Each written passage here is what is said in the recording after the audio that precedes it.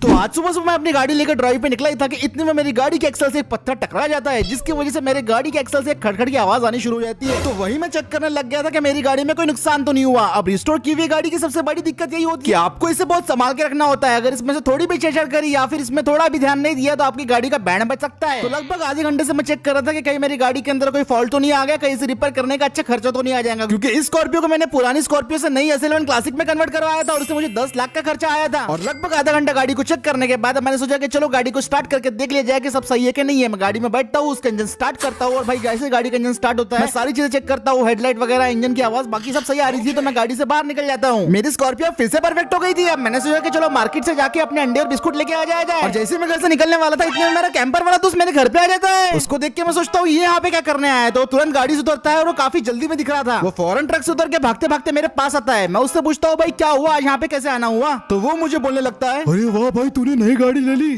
तेरे पास तो बहुत ही पैसा आ गया यार। अच्छा छोड़, मैं तेरे को बताना आया, वो तेरे को मालूम है ना अपना दोस्त चिरकुट। मैंने उससे बोला वो हाइलक्स वाला चिरकुट क्या, जिसको मैंने पिछली बार अपनी ऑल्टो से हरा दिया था। वही वो तेरे से एक और बार रेस करना चाहता है और तेरे से नहीं सभी लोगों से रेस करना चाहता है। मैंने सोचा यार पिछली बार तो मैंने उस बंदे को ऑल्टो से हरा दिया था, लेकिन अब मेरे पास स्कॉर्पियो क्लासिक थी तो मैं अब तो पक्का जीत सकता था। तो मैं चैलेंज के लिए हाँ कर देता हूँ। और मेरा दोस्त फोन लगा के बोलता है सबको कि हाँ भाई उसने हाँ बोल दिया, वो भी आ रहा है। अब मुझे अंडे और बिस्कुट लाने का प्लान कैंसिल करना पड़ा। चल भाई अभी अपने को निकलना पड़ेगा, रेस की लोकेशन काफी दूर है, चल जल्दी आ चल। आज इसकी फुर्ती को देख के लग रहा था कि यही रेस जीतने वाला है, लेकिन फिर भी इसकी बात मानते हुए मैं अपनी गाड़ी में बैठ जाता हूँ और अपनी गाड़ी का इंजन स्टार्ट करते हैं। और मेरा कैंपर वाला दोस्त मुझे उसके पीछे पीछे आने को बोलता है, क्योंकि मुझे रेस की लोकेशन नहीं मालूम थी। तो मैं अपनी गाड़ी उसके पीछे पीछे लेके जाता हूँ और फिर हम निकल पड़ते हैं लोकेशन की तरफ। अब मेरी स्कॉर्पियो काफी ज्यादा अच्छी चल रही थी, इसमें से जो खड़खड़ की आवाज थी सुबह आ रही थी अब वो नहीं आ रही थी। और ये सुन के मैं काफी रिलैक्स हो गया था, क्योंकि खड़खड़ की आवाज मुझे काफी ज्यादा इरिटेट कर रही थी। और अब मेरा पूरा ध्यान था आज की रेस जीतने की तरफ, क्योंकि उस चिरकुट को मेरे को सबक सिखाना था। हम दोनों ने एक बार एक दूसरे को हराया है और आज की रेस का फैसला करेंगे कि किसमें कितना ड्राइव करने के बाद फाइनली हम रेस के लोकेशन पे पहुंचने वाले थे। ये एक ऑफ रोड रेस होने वाली थी, इसलिए सिटी से काफी दूर ये लोकेशन थी। और जैसे जैसे हम लोकेशन के करीब आने लगे मुझे हल्की फुल्की घबराहट शुरू हो गई, क्योंकि पता है मैंने आज तक ऐसे ऑफ रोड रेस कभी नहीं की थी, वो भी इतनी भारी लोकेशन पे। मुझे डर तो इस बात का था कि मेरी रिस्टोर की हुई स्कॉर्पियो इस रेस में टिक भी पाएंगी या फिर नहीं। और यही सब सोचते सोचते हम फाइनली लोकेशन पे पहुंच जाते हैं और लोकेशन काफी ज्यादा वाइल्ड थी। यहाँ की इतनी भयंकर लोकेशन रेस की देख के मैं सदमे में आ गया था, लेकिन मेरा सदमा और बढ़ जाता है जब मैं अपने और दो दोस्तों को देखता हूँ। मेरा थार वाला दोस्त अब बुलेरो वाला दोस्त बन चुका था और फॉर्च्यूनर वाला दोस्त स्कॉर्पियो एन वाला बन चुका था।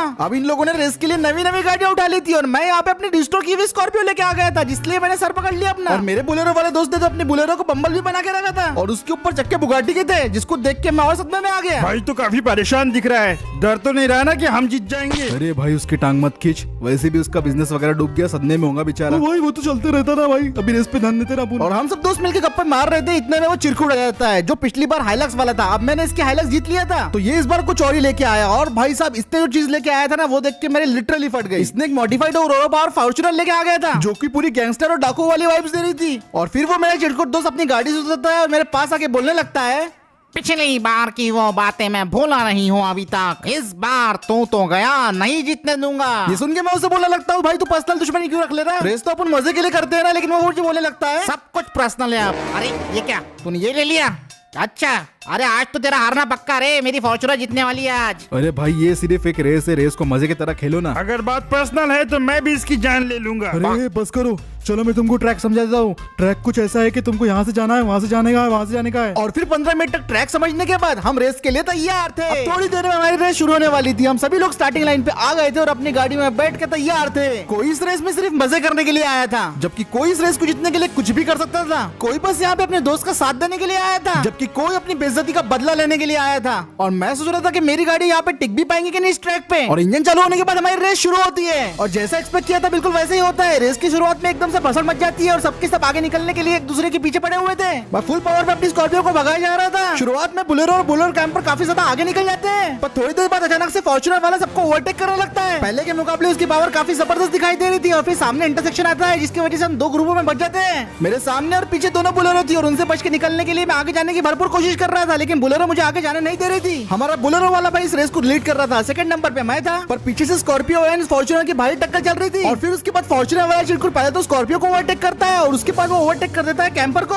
और फिर वो मुझे भी ओवरटेक करके सीधा चलता है बुलेरो को ओवरटेक करने के लिए। वो बुलेरो को ओवरटेक करने आ रहे थे, लेकिन अपने बुलेरो वाले भाई भी कम नहीं थे, वो किसी को ओवरटेक नहीं करने देते, वो उनकी हिस्ट्री है। वो फुल रफ्तार से आगे बढ़ रहे थे, लेकिन जो फॉर्च्यूनर वाला चिरकुट है उन्हें धक्का देना शुरू कर देता है। वो गाड़ी को ठोक के किसी तरह लीड ले लेता है और वो फर्स्ट नंबर पे चल रहा था चिरकुट। उसके पीछे स्कॉर्पियो एंड कैंपर और सबसे आखिरी में मैं चल रहा था, लेकिन इवेंचुअली मैं सबसे पहले कैंपर को ओवरटेक कर लेता हूँ। और बोलेरो वाले भाई भी यहाँ पे सेकंड नंबर में पूरी तरीके से बने हुए थे। स्कॉर्पियो इनको ओवरटेक करने की कोशिश कर रही थी और फिर हम सेकंड इंटरसेक्शन की तरफ पहुंच गए थे। यहाँ पे हमको दो रास्ते थे, अब दो रास्ते में से कोई एक रास्ता हमको चुनना था। एक था शॉर्टकट तो दूसरा था लॉन्ग कट। फॉर्च्यूनर वाला शॉर्टकट में घुस जाता है और मैं भी इसका फायदा उठाते हुए मैं भी उसके पीछे चल जाता हूँ और हम दोनों के पीछे पीछे यहाँ पे कैंपर भी आ जाता है और हम तीनों को यहाँ पे शॉर्टकट का अच्छा फायदा मिल गया था। मुकाबला काफी टक्कर का चल रहा था। फॉर्च्यूनर वाले ने पता नहीं अपनी गाड़ी में क्या अपग्रेड किया था, वो काफी ज्यादा आगे चल रहा था हमसे और मैं अपनी गाड़ी का पूरा जोर लगा के उसको ओवरटेक करने की कोशिश कर रहा था। पर इधर से स्कॉर्पियन बिग डैडी आ जाता है और वो मुझे ओवरटेक कर लेता है। अभी स्कॉर्पियन वाले भाई को मुझे ओवरटेक किसी भी तरीके से करना था, मुझे चौथे नंबर पे नहीं रहना था। मैंने अपनी गाड़ी की फुल रफ्तार बढ़ाई, टैक्टिक्स खेले, लेकिन सामने भी हमारे बिग डैडी था, उसको हराना इतना आसान नहीं था। लेकिन किसी तरह मैंने मौके का फायदा उठा के मैं उससे आगे निकल ही जाता हूँ और फाइनली मैंने तीसरे नंबर की पोजीशन से वापस से गेन कर ली थी। यहाँ पे बोलेरो और फॉर्च्यूनर में अभी भी झगड़ा चल रहा था कि कौन आगे रहेगा और मैं सोचा कि चलो इसका फायदा उठा के मैं फर्स्ट पोजीशन पे आ जाता हूँ। तो मैंने अपनी गाड़ी की रफ्तार बढ़ा दी, लेकिन पीछे से स्कॉर्पियो एन वाले भाई भी इस मौके के फिराक में थे। वो अपनी गाड़ी को फुल रफ्तार से एक्सेलरेट करते हैं, लेकिन एक गलती की वजह से उनकी गाड़ी बीच में फिसल जाती है, जिसकी वजह से उनकी गाड़ी बीच रास्ते में पूरी पलट जाती है और मैं उनसे टकराने से बाल बाल बचता हूँ। उनको कुछ हुआ तो नहीं था, लेकिन वो रेस में बहुत पीछे हो गए थे 5वें नंबर पे।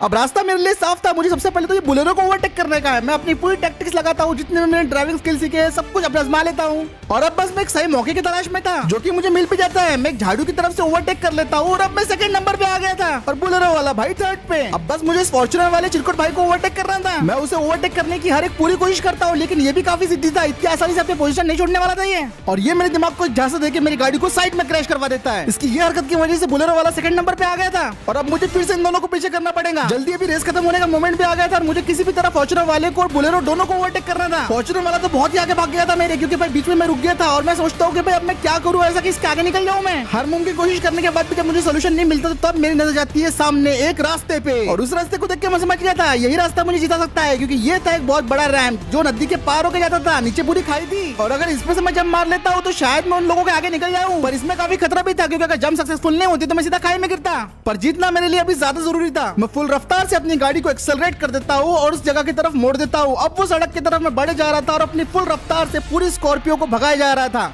और लगभग 120 किलोमीटर प्रति घंटे की रफ्तार से मैं अपनी गाड़ी को जंप करवा देता हूँ। मेरी गाड़ी लगभग कुछ सेकंड तक हवा में रहती है और वो भाई काफी डरावना एक्सपीरियंस था मेरे लिए। मुझे लगा कि हो पाएगा कि नहीं, लेकिन वो फाइनली सक्सेसफुली हो जाता है एंड बूम, मैं बोलेरो को ओवरटेक करके सीधा फॉर्च्यूनर के पास रहता हूँ जो कि बहुत ही नजदीक थी और ये रेस का आखिरी पड़ाव था। रेस खत्म होने को लगभग सिर्फ 1 मिनट से भी कम समय बचा था। उसका आधा कॉन्फिडेंस तो इस बात से टूट गया था कि मैं उसके पीछे आ गया तो मैं अपनी गाड़ी को फिर से फुल रफ्तार से उसकी तरफ लेके जाता हूँ और मैं उसके आगे निकलने ही वाला था, लेकिन उसके अंदर भी बड़ा कीड़ा था और उतने आसानी से मुझे नहीं निकलने देता था आगे। वो मेरी गाड़ी को टक्कर मारना शुरू कर देता है, लेकिन मैं भी किसी तरह अपनी गाड़ी को बचा लेता हूँ और सक्सेसफुली मैं उससे आगे निकल जाता हूँ और अब मैं फर्स्ट पोजीशन गेन कर लेता हूँ और फाइनली मैं इस रेस को लीड कर रहा था। रेस खत्म होने में लगभग 30 सेकंड बचे हुए थे और मैं किसी तरह अपनी गाड़ी को फुल रफ्तार से भगाने लगता हूँ। अब सब सही चल रहा था, लेकिन इतने में क्या होता है कि मेरी गाड़ी में फिर से खड़खड़ की आवाज आनी शुरू हो जाती है और मेरी गाड़ी से काफी धुआं भी निकलना शुरू हो गया था। भाई मैं किसी तरह अपनी गाड़ी को फुल रफ्तार से भगाना शुरू कर देता हूँ। भाई खड़खड़ की आवाज के साथ ही मैं फिनिश लाइन क्रॉस कर लेता हूँ और फाइनली मैं इस रेस को जीत गया था। ये थी मेरी दूसरी रेस जो इन लोगों के अगेंस्ट मैं जीत चुका हूँ और फाइनली मैंने अपनी रेस जीत ली। सब लोग काफी ज्यादा हैरान, परेशान और शॉक थे क्योंकि भाई मैंने फिर से इस रेस को जीता और जो मैंने स्टंट किया बीच में वो काफी ज्यादा डेंजरस था। मतलब मैंने खुद नहीं सोचा था कि मैं स्कॉर्पियो से वो स्टंट कर पाऊंगा करके। और फिर फाइनली रेस खत्म होने के बाद सारे दोस्त मेरे वाहवाही कर रहे थे सिर्फ एक बंदे को छोड़ के, और आपको पता है वो कौन था? वो था चिरकुट। वो अभी भी खुश नहीं था, उसको लग रहा था कि भाई मैंने चीटिंग किया, मुझे जंप नहीं करना चाहिए था। लेकिन भाई बाकी सभी लोग मेरा वो स्टंट देख के भी बहुत खुश थे और रेस में 2-2 बार जीता इसलिए भी ज्यादा खुश थे वो। तो फिर बस फिर आज का वीडियो यही खत्म करते हैं। उम्मीद है आज का वीडियो आपको पसंद आया होगा। अगर आपको वीडियो पसंद आया तो वीडियो को लाइक कर दो, शेयर कर दो, चैनल को पहली बार देख रहे हो तो सब्सक्राइब कर दो और मैं मिलता हूं आपसे अगले वीडियो में दोस्तों।